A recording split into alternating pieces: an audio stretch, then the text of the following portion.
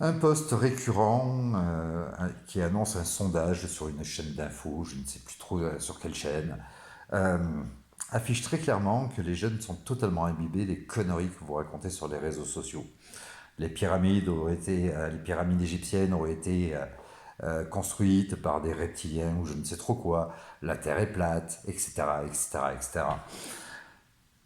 Certains individus, certains adultes euh, se plaisent à afficher leur bassesse sur les réseaux sociaux et, euh, et s'intéressent à ce qui leur est intellectuellement accessible, euh, à savoir la sexualité des autres, par exemple. La sexualité, c'est comme ton dossier médical, c'est personnel. Ça se passe dans l'intimité, en principe, ça se passe dans le lit, mais ça peut se passer ailleurs, mais ça se passe dans l'intimité. Et ça ne regarde que les personnes qui pratiquent. S'intéresser à la sexualité des autres, c'est c'est juste faire preuve d'un manque d'épanouissement de sa sexualité personnelle. Euh, les gens qui ont une sexualité épanouie ne s'intéressent pas, ne se préoccupent pas de la sexualité des autres. Ils pratiquent la leur et ils font en sorte de la pimenter, euh, de, euh, de l'améliorer. Euh,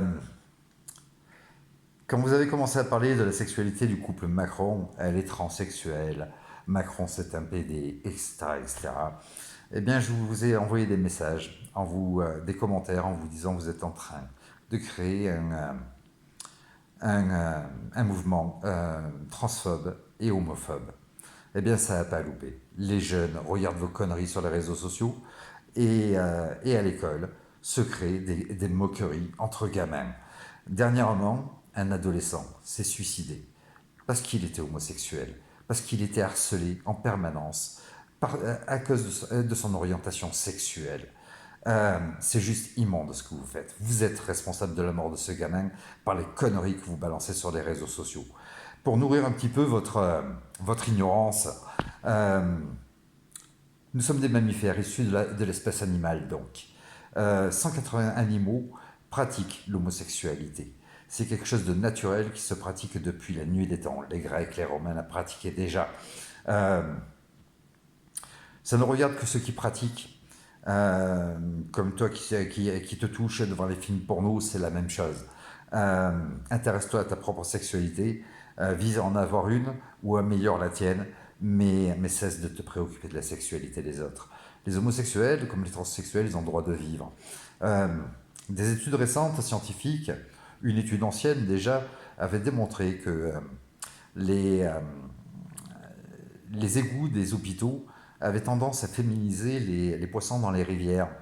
Euh,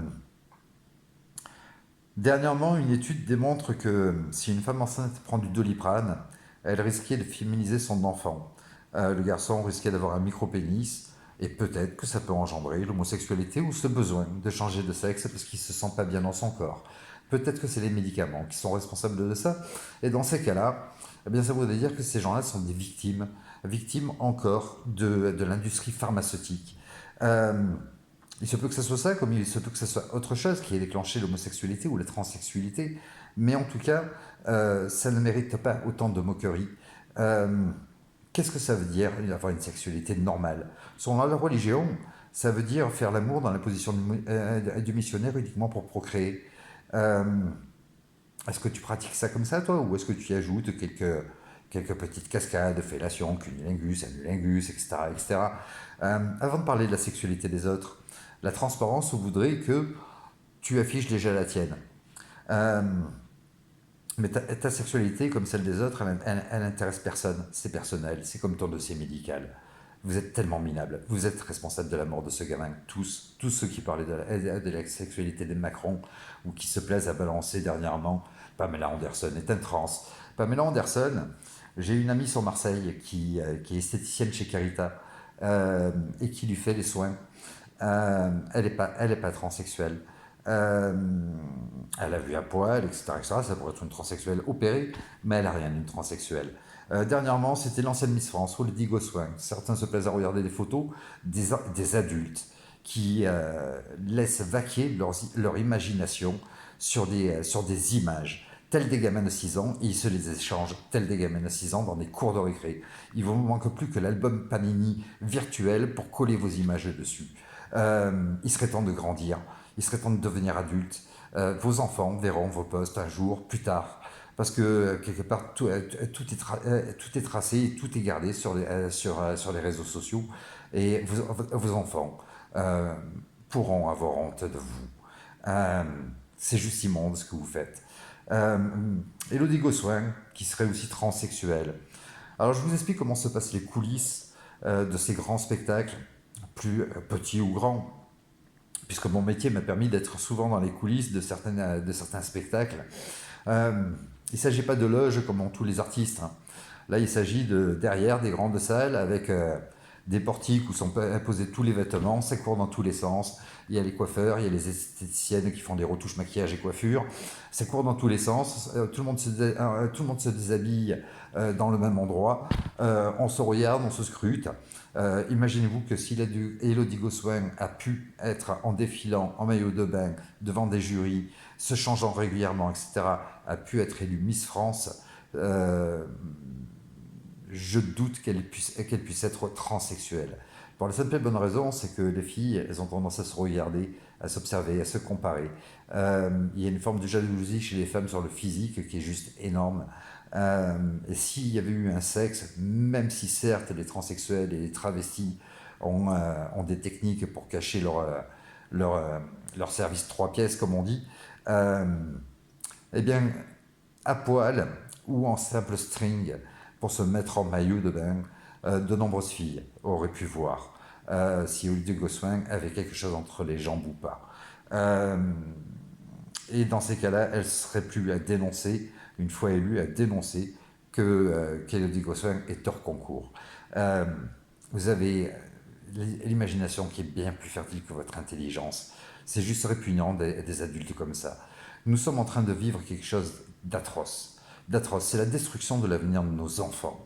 Euh, Peut-être que vous êtes parents, peut-être que vous avez des enfants dans votre famille, peut-être que vous êtes déjà grands-parents, et vous vous intéressez à ce genre de conneries, à ce qui vous est intellectuellement accessible, plutôt que d'essayer de comprendre le problème, le réel problème, et peut-être de trouver des solutions.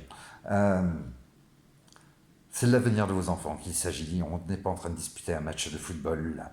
Euh, et vous vous plaisez à parler de la sexualité des autres. C'est juste minable.